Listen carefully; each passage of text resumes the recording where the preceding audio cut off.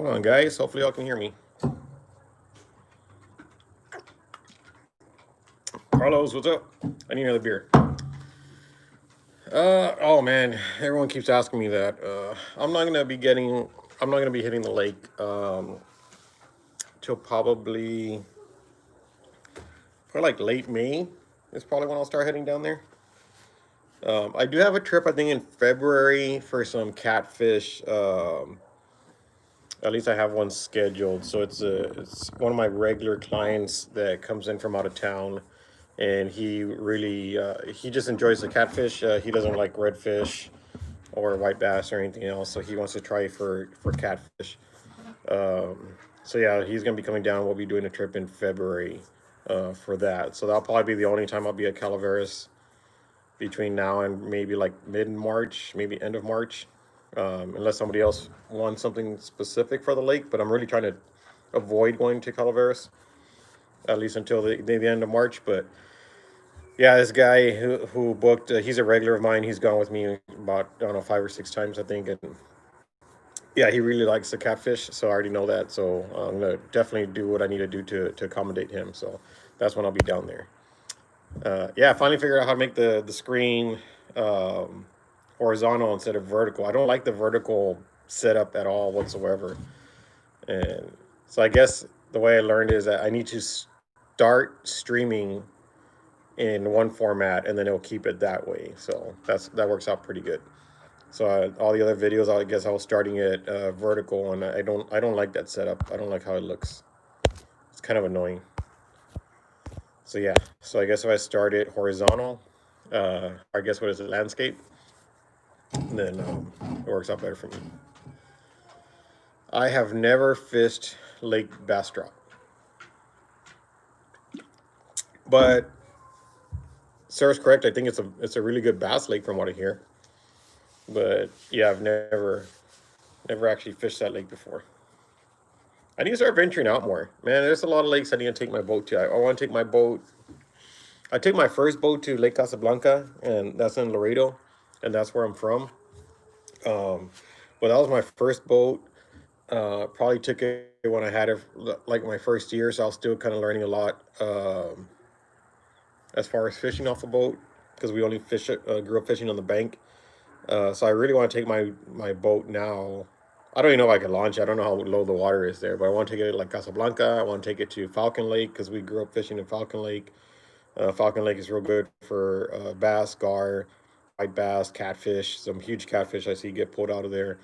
I want to go to Tawakoni. I want to go to Travis. I want to go to Bastrop. I want to go to Buchanan. I mean, there's a lot of lakes I really want to try and get out to. Unfortunately, the only lakes I've been to have been Calaveras, Brawning, Choke, Canyon Lake, and Medina Lake, and then of course, obviously South Padre when we go down there for summer. Yeah, Jerry, thanks. Yeah, the guiding business can definitely be tough. But I'm enjoying it a lot. I mean, it is a lot different from the retail life. I did retail for, I mean, I don't know how long I was in retail, 26 years, I think. So definitely it was kind of like a big gamble, a big change. But I gotta say, I'm really enjoying it. Uh, I miss the team. I really miss working with my team. I mean, the team's probably the biggest aspect that I miss. And it's like my team and even like my peers, so like other managers and even my bosses. I mean, uh, when I decided to leave, I had no issues with my boss and my district manager. They were all real great people with me. Just unfortunately, I just decided to make a change. But definitely the biggest thing that I miss is just the people. Guiding still helps out. I mean, I get to see a lot of different people, every day that I go out. But in a retail or just any kind of business, when you work in a place 5 days out of the week, that becomes kind of like your second family. You're very involved in learning about, people's lives and, how you can kind of help them out and just sharing stories with them. So I definitely do miss working with my team every day. But then on the plus side, I get a fish every day. So, there's pros and cons to both things as far as what I'm doing. Um, but yeah, it definitely was a big step to go into the guiding. And guiding can get tough. I mean, man, especially these last two trips. Oh my God. You know, there's nothing more frustrating than seeing a bunch of fish on your sonar, so on your down scan and on your side scan, and then not having them bite. Throwing, we're using live bait, we're using artificial baits. And yeah, granted, we still caught more than most of the people that were out there. I mean, a lot of boaters on my last two trips still end up going home with zero. So we still caught, but for as many fish as we're seeing, we should have been catching more than what we did. So I think that's when I get frustrated with the guiding, that's probably in those scenarios when you see fish down there and you just, they just don't want to bite. So funny story yesterday. I don't know if David's gonna get on here. Oh my God! So me and David, so David's a guide out there. You guys have seen him on my videos. He's Second Chance Fishing. If you guys want to look him up, um, we both started off, and I think I had six, and he had seven, and he decided to make a move, and he moved a little bit further, down the river, and then he let me know that hey, he was catching some over there, so I moved over there, and me and David, we're cool with getting next to each other, like we really don't mind. Um, so I pull up next to David, and I mean, it was just so dumb. We pull up and I'm not catching anything. So we go to that spot and we hang out there for like 45 minutes probably. And we caught I think one fish. And we pull up next to David and he's just like one and another and another and another and another. And I'm just like, wow. And he turns and we're close. We're talking, we're chit chatting, we're that close to each other. He turns and he's just like, and I'm like, I mean, I don't be just in the right spot. Like he was just right on top of where those white bass were at, and and it turned off for him also. But in those like 45 minutes that he was there, I mean, he got another 24, I think, pretty quick, and then it shut off for him in that spot. But it's just crazy sometimes. You can be like literally right next to a person and just not catch anything. So I think those are the times that the guy the guiding business can get a little frustrating. So yeah, so David definitely beat me yesterday. Um, but then yeah, like next to me, like the next boater, like I said, I think we had 10. The next boater we talked to, I think had four, but there was a lot of guys that had zero. I saw three different people text message me that they were out there. They follow me either on my Facebook page or on YouTube, and same thing. They said they had like zero fish, and it's been a tough couple of days. I mean, at least I can say we didn't skunk out, but again, when you see that many fish on the sonars, you expect to catch a lot more than that. But that's why they call it fishing. It is what it is. Just unfortunately we cannot make those fish bite. What are my PBs? Trini? No, it's not Trini. Raymond. PBs for catfish.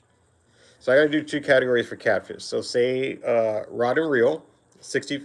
Sorry, got that reverse. Rod and reel, I think has been 27 pounds. A picture this morning on my memory because it popped up from 6 years ago. So on a jug, I was fishing with Scott. He also runs a guide service. I mean, very limited part time. It's red, white, and blue guide service. But I went fishing with him over in Lake Dunlap. His buddy was down from Michigan, I think, one of his army buddies. So the three of us went to Dunlap. We threw jugs, and one of the jugs I picked up, it had a 64-pound blue cat on it that we did release. So it's still in the water over there. So yeah, rod and reel 64. Sorry, rod and reel 27, jug 64. Redfish. Unfortunately, redfish I don't weigh them, which is real funny. Redfish I typically measure. Catfish I weigh, and catfish I usually don't measure, and redfish I don't weigh. I don't know why I do that. It's just what I do. And a lot of people are like that also. When you ask people like, hey, how'd you do on reds? They're like, oh, I got a 35 or 36, 37, whatever. And when you ask them, hey, how'd you do on catfish? Oh, I got a 10-pound, 15-pound.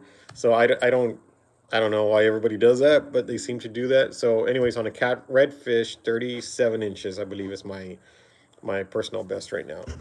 I need to make it out to the coast for some of those bull reds, and then I should be able to beat that because I don't think I'm going to beat 37 inches at the lakes. As many years as I've been fishing there, I mean, if that's the biggest that I've got, Um, I don't think I'm gonna get another one bigger. If I do, it ends up getting closer to the lake record because the lake record is 40 inches, and Manny has that record. So Manny is he's a guide, so he's fishing with Manny. So he's had the guide for Calaveras Lake, or sorry, he's had the record for Calaveras Lake for redfish for, I mean, I don't know, 10 years or something like that. He's had it for a while. It was a pretty big boy. So yeah, I'm gonna need another beer here. So yeah, I know. So I just put up a video, guys. Hopefully you guys saw it. For y'all that like fishing Choke Canyon, either the main lake or the Frio River or the Nueces River.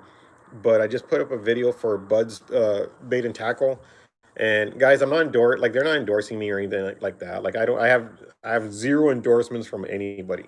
Okay, I would love some endorsements from say Penn or Ugly Stick because that's primarily all the stuff that I use. But they're local business guys. They're locally owned.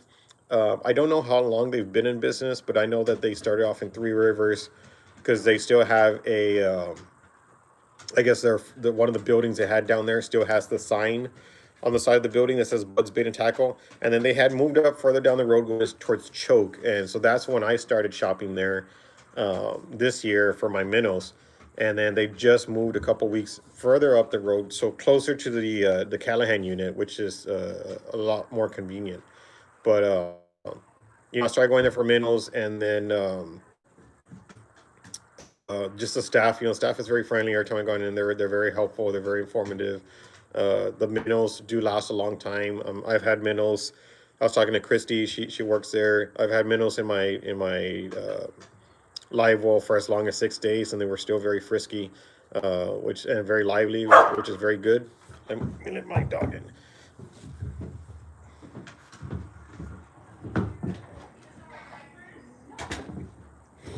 But yeah, it's a very it's a local business, and it's always good to shop local businesses to try and keep them afloat, especially with all the stuff that's going on nowadays.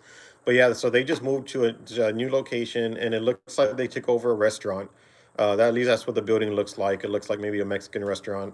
um, One of the things with being in retail, I've done a lot of remodels for Target, and you kind of start to look at buildings and how they look and what they probably were. So it probably was a Mexican restaurant.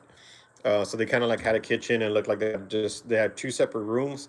So one room it looks like it was probably like the bar, but it had seating, and then they added another room that had seating also, and you can kind of tell where the kitchen was in the back.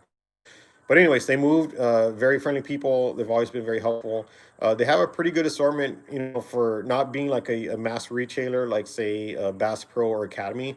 I mean, they still have a pretty good assortment of rods, reels, tackle. So they've got soft plastics, they've got hard plastics. Um, they've got different kind of catfish baits. So they have soap. I haven't seen soap probably anywhere. So they have catfish soap, which I want to try it out. They have different types of punch bait. So punch baits everyone's probably heard of. So Big Mars, they have it. Danny King's punch bait. That's another one they have there. They had another brand there that I had not heard of before, but the two major ones that I've been hearing of, for probably 15, 16 years has always been Big Mars and I think Danny. So they have those there. They've got snacks, they've got drinks. I mean, they got a little bit of everything. They got hunting gear. But I think I talked about my video. So, like, as far as ammunition, they don't have a whole lot, but that's not to hold it against the business, because if anyone's a hunter and you're trying to find ammo, you guys already know if you go to Bass Pro or you go to Academy, they don't have it either. So if they don't have it, these guys don't have it, and they still get some shipments, but it seems like when they get some in, they probably sell out. So that's not to say like, oh, don't go there because they can't get ammo. They get it, but just like the mass retailers, they're running out too fast. But they do have a very good assortment of a lot of stuff: fishing knives, hooks, weights, whatever you need. But the biggest thing I go for is the minnows. So I know a lot of people keep asking me. They text message me. They message me on my Facebook, either my personal page or my messenger or my business page, um, or even here on YouTube. They keep asking where do I get the minnows from, and so that's why I ended up partnering with Christy and telling her like, hey, I have a lot of people inquiring. Is it all right if I do a video? Obviously, you want to get their permission because it is their business. I don't want them freak out that there's a guy walking around with a GoPro talking to himself. But no, they said they're very cool with it. They let me do it, and I had to do it twice because the first time I don't know what happened. GoPro Hero 7 is it's a new camera, so, but I don't know, the audio didn't come out, so I have no idea what happened with that. So I had to go back a second time. But yeah, guys, if you guys are in the area, go definitely check them out. They definitely could use the business, especially having a new building. And like I said, they're very friendly. Just tell them that I sent you. And again, they're not endorsing me or anything like that. It's just it's just the right thing to do, guys. If you go and you find a business that's just doing extremely well and they have great service, I mean, I feel it's just our duty to try and promote them as best as they can. So, any luck? What is the other question? Any luck with Reds at Calaveras? Tony, I mean, I haven't been at Calaveras since November. We've just been trying to stick to the Frio River for the white bass. Um, I know there's some guys fishing at Browning. So Vols Band Geek, you can respond to this because I know you keep text messaging me. He's been doing really good at Browning Lake. He goes about once or twice a week and he'll text message me, and he fishes off a kayak and he's still doing very good on reds. I mean, he's been texting me 34, 35, 36 inches. I mean, he's doing extremely well, especially considering the time of year that it is. But that's at Browning Lake. I haven't heard anything out of Calaveras Lake. Jerry, Jerry, wish you good health, man. Really wish you good health, and hopefully one day, yeah, we can get out there and go do some fishing. That definitely would be nice. But yeah, sorry, Tony, I haven't heard any updates at Calaveras Lake. Um, haven't even heard much of. I mean, I haven't even seen pictures out of Calaveras Lake. I haven't heard much of anything out of Calaveras Lake. I had another guy message me this morning, or was it last night? Might have been last night or this morning. His name's Mark, and he messaged me if I've heard of anybody catching any. Good. I don't know why when I get a phone call, it like freeze. I don't know if it goes freezes on your all's end. If someone can just comment like, "Did I freeze?" I get a phone call and if I hit decline on my end, the screen freezes. I don't know if it freezes for you guys also. So I kind of have to like minimize the app, come back on, and then I get live again. Uh, um, I lost my train of thought. So, but yeah, not much for Calaveras Lake. Mono, floral, or braid for white. So actually, I fish with braid, Carlos. But I have a fluoro leader on it. So the braid, it's not heavy. I mean, it's 20 pounds. You don't even need 20-pound test on the braid. I think the only reason I'm using 20-pound is because even though we're jigging, there we still will, sometimes get up into like some trees and some stumps, and then it freezes. Okay, thanks, Gus.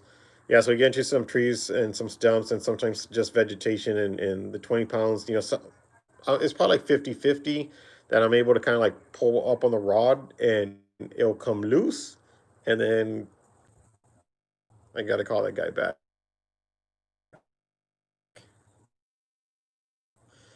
Or a 4-pound test. So you don't need anything crazy. It's white bass. I mean, the damn things are only like, they're only like that big.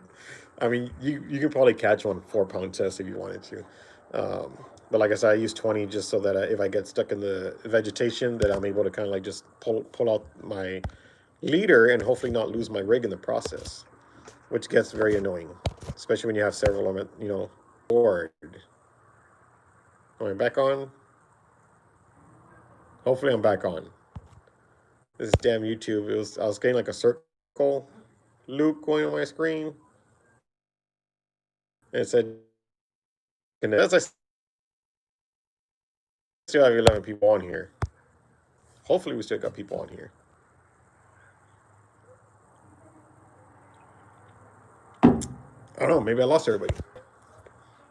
Are you still on here? Yeah. Well, the guy calling me, Gus, he's actually, I don't know, he might be on YouTube. I don't know. He called earlier because he's looking to book a trip. And unfortunately, I was asleep on the couch with Mateo. So I fed him, I think it was around 10 in the morning, or 9:30 in the morning. Hopefully, I'm still on there. Am I still on there? This shit is getting annoying. Off my Wi Fi. I don't know if it's because I'm almost outside. The Wi-Fi's not working. Yeah, so Gus, it's a new guy, so he's not a regular. Carlos, I'll probably have to do that next time. Just go to airplane mode, because airplane mode I can still get on the Wi-Fi, and then I should be able to do the chat. You are tethering. What does that mean? I don't know what tethering.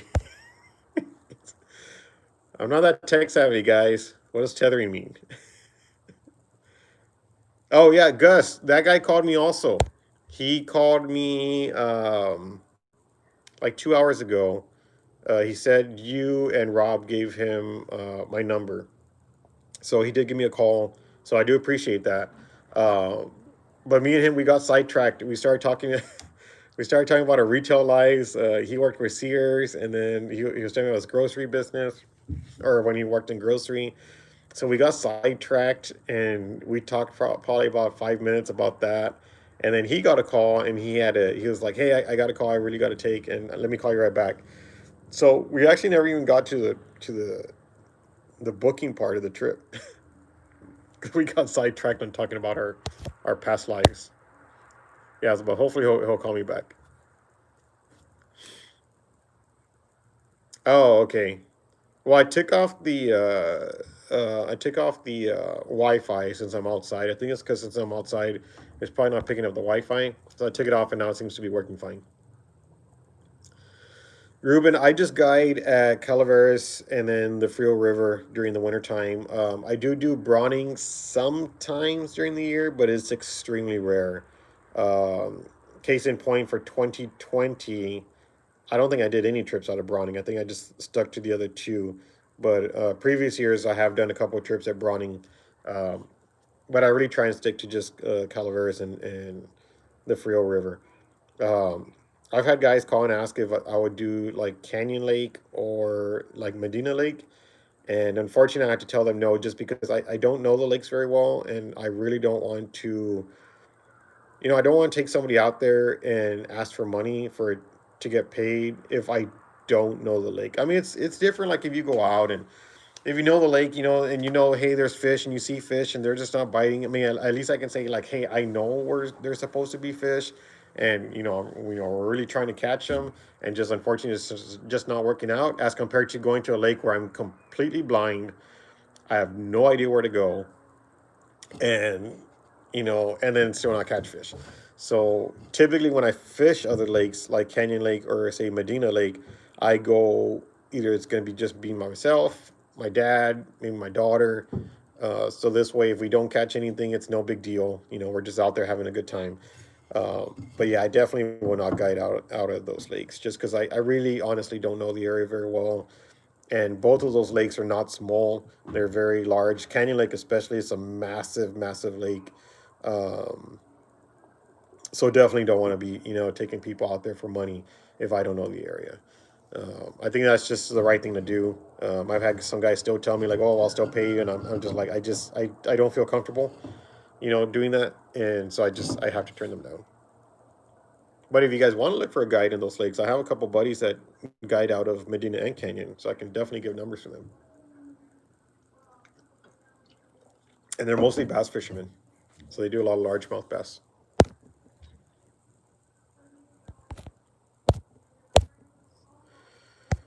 All right, guys. Well, what else do we got? I was trying to make a list of questions that people ask me. I know one was like the minnows, where I get them from. So I know I talked about bud spade and tackle. Um, Trying to think of what else we got going on. Not a whole lot, I don't think. I think most questions I keep answering on all of our past Sunday chats. Trying to think what else. But man, I hope my trip tomorrow goes better than in the past 2 days. I took today off. I was like, no, I'm not fishing today. I do not want to hit the river, and I'm glad I didn't. I talked to a buddy out there, and he did not do very well. I mean, he still caught some, which is good, but we wish we got some more. Um, yeah, Juan, we're still catching females down the river. Actually, it seems like so. It's funny. So the past couple of trips we haven't caught as many white bass, but we are noticing that the white bass are bigger. So when we first started going about a month ago, it seemed like we were catching larger numbers, but they were all on the small side. So they were all like, 10 and a half to maybe 12 inches. And now we're not catching the quantity, but the quality is better. So a lot of them are now hitting like 14 to 16 inches, which is pretty good. Um, we just need the big schools to kind of get there. But again, we see them. My God, yesterday I showed my guys. I was like, "Look at the screen. That my down scan just it was just lit up with fish, and with as many fish as we saw in there, you would think like every rod would go down, and nope, sure as heck did not happen."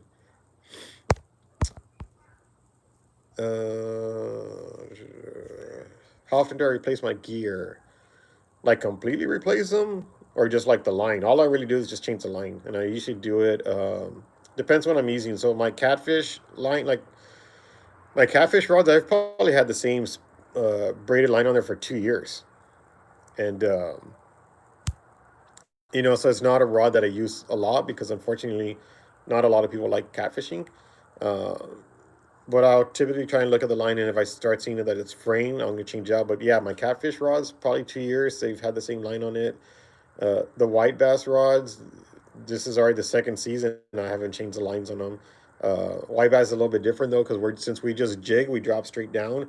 I mean, we're only fishing 10 feet of water, so worst case, if I have any fray, it's gonna be maybe 20 feet max up the line, which is nothing.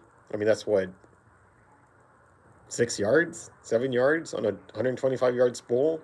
So the white bass line, I mean, that's probably gonna last me honestly another 1 or 2 seasons. Now the redfish rods that I use, I will change those lines out minimum twice a year, sometimes 3 times a year, just because it's the one. Hey, Big Daddy, is just the one that I use the most. That's the one that I run the most trips on. So like almost 9 months out of the year, I'm fishing for redfish. So those rods definitely take a lot more wear and tear, but it's not even replacing the gear. So it's not replacing the reels or the rods. It's just replacing the line. And then if I do replace the line on those, when I replace them, I will take apart the spinning reel, and I'll clean out the inside, and I'll re-grease everything and just get everything all ready again. So, uh, but no, I don't. I typically don't try and replace my gear unless by some reason it all happens to break. But that hasn't happened in a really long time. Uh, Now I did get some new Penn Battle 2s 4000s. I got a set of six, so I can start putting those into circulation for my red fishing. Uh, but that's not because my other ones don't work. The other ones still work perfectly. It's just the deal was just too good. They're like regularly what 130, so it's like 129, and they had them for $60 on Black Friday. I mean, I couldn't pass it up, so I got them. Thank you, Mo. Keep watching my videos. Uh, do I ever hook minnows behind the dorsal fin? No, I just hook them. I just hook them through the mouth. Man, I missed several questions here. Do I fish tournaments, Carlos? The only tournaments I typically fish is going to be the Fanatics. Fanatics has a tournament once a year. It's a boat tournament. I've been fishing that tournament for about 5 years now, maybe six. And then the Floresville Police Department, they used to have a catfish tournament, and they didn't have one this past year. They had one the year before, but then they had taken a break for like 2 years before that. So they have that one at Calaveras Lake. So when they do have that one, if they bring it back, I will probably be fishing that tournament also. But those are probably the only tournaments that I end up fishing at. I don't do striper trips. Sorry, Terry. Terry, hey, good to see you on here, buddy. So I guess you made it back to Rockport. No, Terry, I don't do striper trips, unfortunately.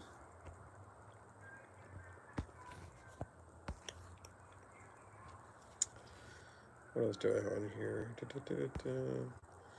What does it say here? Ruben, last time I fished Calaveras, I saw. Yeah, Ruben, there, if you're still on here, there's actually 3 alligators at Calaveras Lake. I have never seen any of them besides the one that came out on the news of like 4 years ago. If you guys want to see that news story, just on YouTube, type in Calaveras Lake alligator, and the news story. I think it was KSAT. It'll come out, and they actually do show the gator in the video. So yeah, it is a true story. There's three of them, three, from what the game wardens have told me at Calaveras Lake.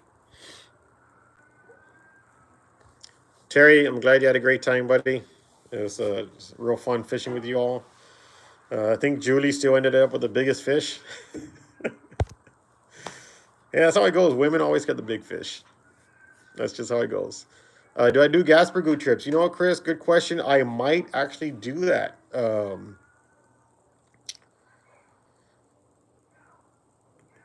Uh, I'll get back to that alligator comment. Yeah, Chris. One of the locals at the river. Uh, what's his name? Ron. God, I think his name was Ron. I gotta look it up. Ron Uhas.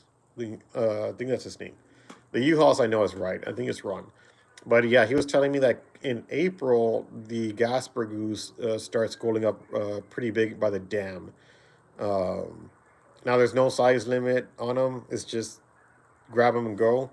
But I mean, he says you can go over there, and he goes, they get into real thick schools. He says you can catch them in the hundreds, and he says you'll get anywhere from 10 to 15 pound Gaspergoose, and those are some big fish. Um, so definitely thinking about possibly doing Gaspergoo trips in April. Um, Same thing, that would be a part of the lake that I've never fished at before. So before I even think about doing trips, I'm gonna have to do some recon and go out there and see.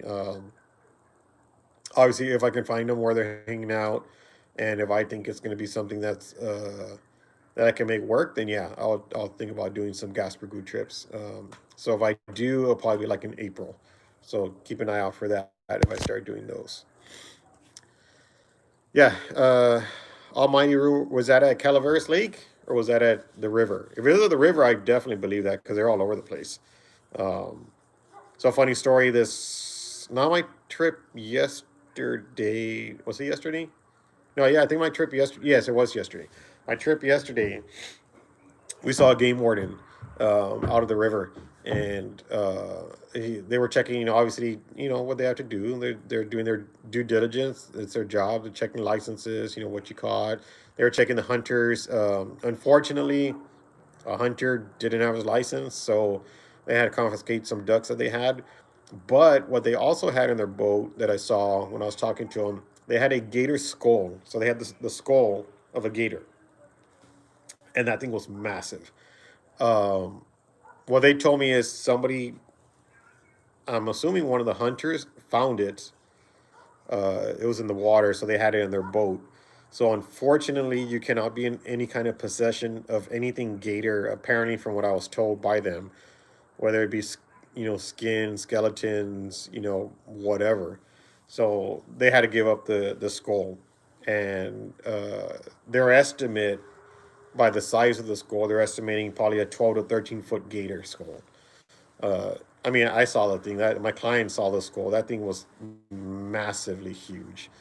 Um, so yeah, I definitely don't want to be walking in the water with one of those things around me. But yeah, Almighty, if you saw him at the lake, that's very possible because there are three. Uh, there are supposedly three gators at the lake. I've never seen them though. Gasper goose, Mo. I've never eaten one before because unfortunately, every time that I've caught any is when I have clients on the boat. So they've taken them. So I've never had the opportunity to try it. However, everybody that I have talked to has told me that they are really, really, really good. So I'll have to find out for myself one day. I can make a trip out there on my own and hopefully come across some. Then I can definitely let you guys know. But at the end of the day, I fry almost all my stuff anyways. I either I deep fry it in like a cornmeal breading, or if it's white bass, beer batter. So for me, it all tastes the same anyways. I can't really taste much of a difference. Probably the only fish I can really taste the difference if I fry it will be like red snapper, kingfish, and redfish to catfish. But that's more because of just the texture. You can tell what's different about it. But as far as the taste, honestly, I think it all tastes the same. I'm not a connoisseur. I can't tell you what stuff tastes like. My wife can probably give a better definition of that. She can definitely eat something and tell you like what kind of spices there are in it. I eat something and I'm just like it's either good or it's not. That's about it.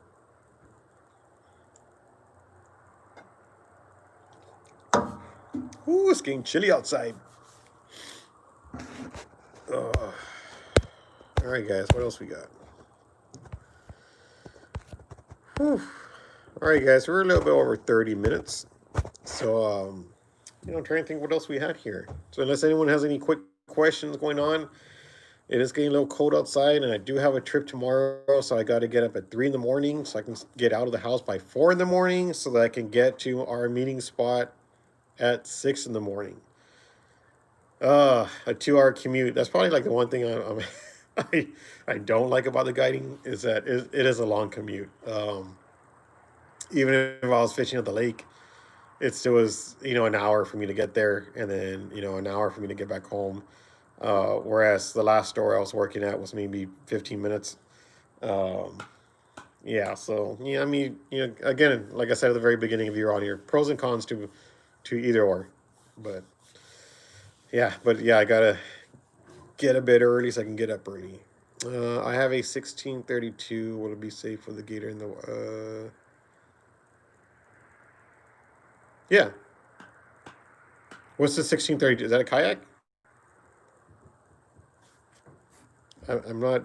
John boat. Oh yeah, yeah, yeah. John, big guy. There's guys out there in kayaks, small kayaks, and they're out there. Yeah, you'll be fine in your John boat. You're not gonna you're not gonna have any issues with your John boat out there. If I see guys out there in kayaks, yeah, you'll be fine. Yeah, the Carlos, they do charge to launch from 99 Bridge. When you get there, there's like a little, there's right by the ramp before you start to go down the ramp. Um, if you're facing the ramp on the right side, there's a black box, and it has these brown envelopes. Those envelopes, you have to fill out your information. It asks like your name, your vehicle license number, your address, phone number. It's got other stuff on there you got to fill out, but it's $5 per person, and so you got to take cash, and then you're gonna put the cash in the envelope, and then it's got a tear tab. You tear off the tab, and that white copy goes on your driver's side window, and then the brown envelope is what you're gonna stick back in the box, and that's how they can verify that you paid. But yes, you do have to pay to launch from there. But it's per person. It says not per vehicle. Uh, I don't have any rods and reels for sale. Um, All right, Gus, take your whiskey shot. I'll probably see you the next time at the river. But no, Jay, I don't have anything for sale. Unfortunately, or not unfortunately, fortunately, I do take very good care of my gear. So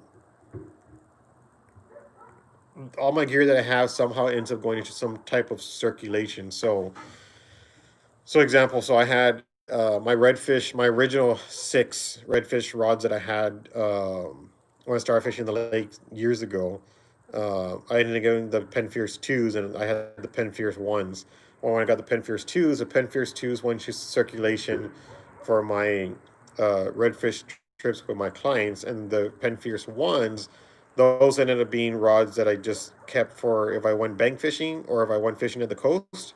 I took that stuff with me to go fish there, and then I got another set of rods and reels for just the white bass, and then I have another set that I now have for just the coast, for the coast as far as surf rods, and then for going out in the Gulf. And so even with these Penn Battle twos that I got, those will probably most likely go into circulation for my redfish trips. But then the Penn Fierce twos that I have right now, those might end up being now my new coastal rods when I go fish the pier or if I go fish the bay. And my old coastal rods that I had, they'll probably just become my freshwater bank fishing rods. So I don't usually sell my stuff. Like I said, I take very good care of all of it. So it all still works very perfectly. There's no need for me to get rid of it. Um, I think in a couple of years, if I do another upgrade and get some more stuff, then I probably will have to start getting rid of some stuff because by that point, I'm just going to have way too much gear and tackle that I definitely don't need.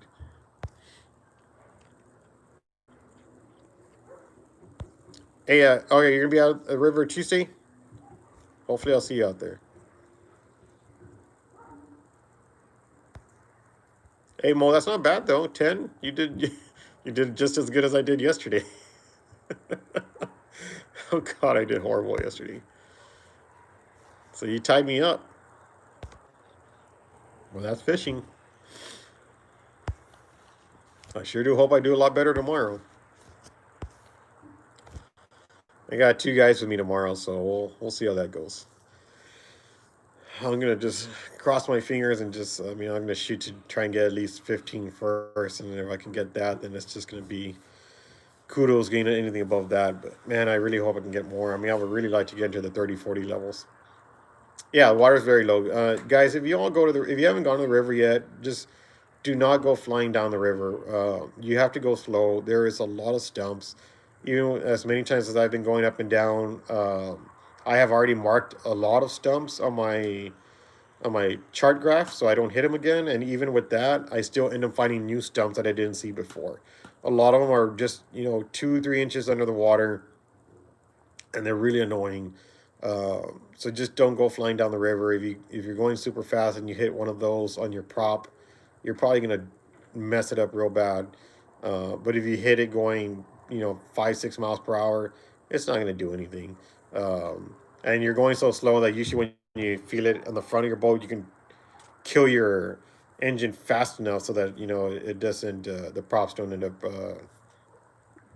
turning into the stump itself. That's the only suggestion I can give for that. But yeah, guys, on that note, it is getting chilly. I am gonna go to bed. I gotta get up early. Gotta go see if Mateo needs anything before I go to sleep. And then yeah, so thanks you all for joining. I think we got up to like 20 viewers. I think from what I saw. So probably the highest we've had in a while. Hopefully we can get get it higher as we go further on. But yeah, if you guys have any questions, if you didn't make the video in time, and you're watching this after the fact, just leave a comment. I answer all my comments, guys. Try and be as quick as I can. Sometimes I try and make it within a day. Sometimes I may squeeze by like 2 days. But I do try and make it a point of answering every comment that I get. Obviously, a lot of times it's not really a question; it's just comments. I at least try and do a thumbs up on it. But then if it is a question, I try and answer as fast as I can. So cool. Thank you guys for watching, and we will catch y'all later. Bye.